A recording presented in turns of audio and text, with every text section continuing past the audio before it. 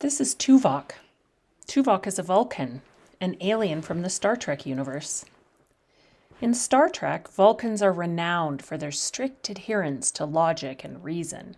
They live their lives by an ethical system based purely on logical principles. Now, most of us humans wouldn't want to live purely by logical principles, but there are some situations where it really makes sense to think like a Vulcan. One of those situations is when you're writing an important test. I like to remember the advice of Tuvok whenever I'm feeling a bit scared. We often fear what we do not understand. Our best defense is knowledge. With Tuvok's advice in mind, let's take a look at how your narrative writing PAT will be marked. Knowing how the markers will assess your story will help you focus on what matters most and help take away some fear of the unknown. There are 5 key areas of focus for assessment on the narrative writing PAT. Content, organization. These 2 first sections are worth twice as much as each of the other sections. Then sentence structure, vocabulary, and conventions. Let's go through each one in a little bit more detail. Your mark for content will be based on how well you create context for your story. Context is all the background information and detail that helps your story make sense. Content includes the ideas and events in your story and how well these fit in with the context. It also includes the specific details you choose to include, like characters, setting, events, actions, and so on. When evaluating content, the person marking your story will also pay attention to how much you're able to draw the reader's interest and hook them, and whether you're able to keep their interest right through to the end. Your mark for organization is essentially about how well you open and close your story and whether the whole rest of the middle of your story follows a logical order. Hey, there's that logic word again. I told you that thinking like a Vulcan would come in handy. Anyway, when you write your beginning or introduction, it should clearly introduce the characters, events, setting, so on of your story and provide a clear direction that follows all the way through the story. The main body of your story needs to make sense, so the reader needs to be able to follow the events and understand what's going on. You should also try to make connections between the various details in your story, like characters, events, and actions. The ending's also really important. Focus on bringing closure by tying the events of your story together. I like to think of it like wrapping up and putting a bow on top.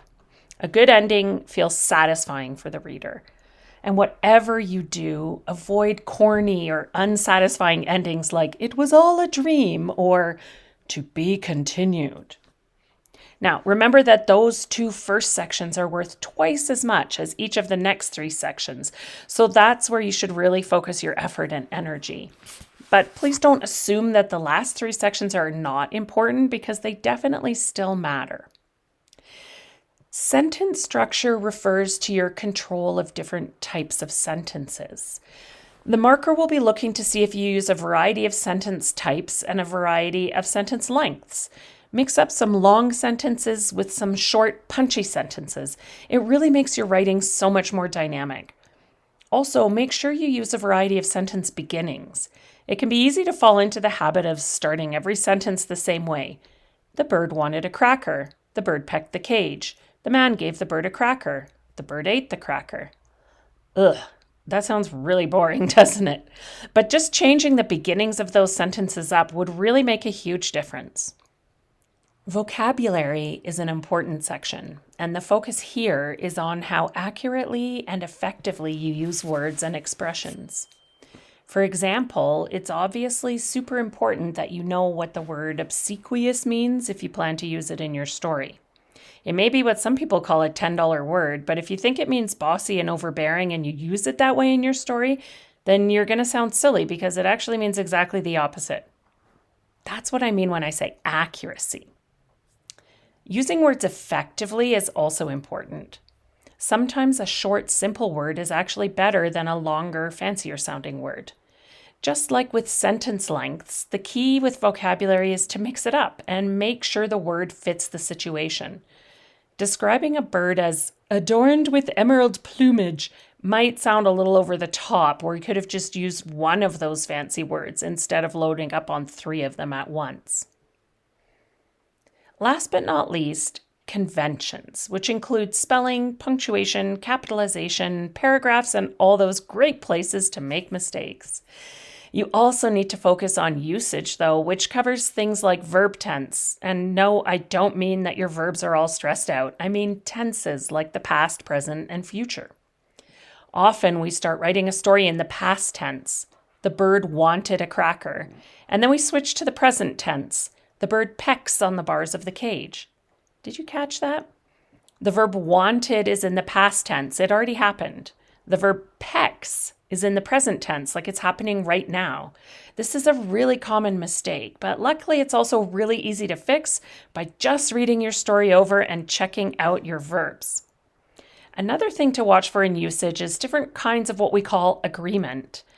Basically, watch for mistakes like these. For example, we say a bird flies, but several birds fly.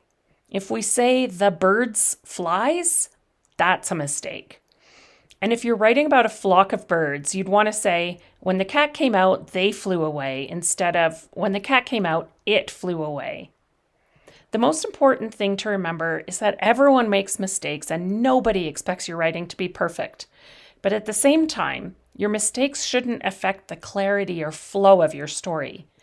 Reducing clarity means the mistakes make it hard for the reader to understand, and impacting flow means that the reader has to keep pausing to figure out what you mean when you make a mistake, so the story doesn't flow smoothly anymore because of the mistakes. Okay, deep breath. That was a lot of information, but let's put it all in perspective. The most important thing to take away from this is to focus on what matters most. Content and organization are worth twice as much as each of the other sections, so focus twice as much attention on doing the best you can here. That doesn't mean that sentence structure, vocabulary, and conventions aren't important, but the bottom line is that it's better to write an interesting, detailed story with some mistakes than a boring, confusing, or very short story with no mistakes. Remember, you've been practicing for this since the very first time you wrote a story based on a picture, and I'm confident you'll all do great.